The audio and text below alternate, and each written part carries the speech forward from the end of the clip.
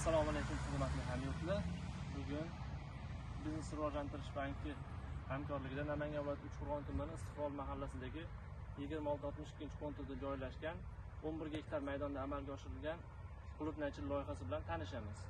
Bu yerga 54 ta dehqon xo'jaliklarimiz biriktirilgan. Har bir dehqon xo'jaliklariga 20 sotixdan jami 18 gektar, 11 gektar maydon to'g'ri keladi.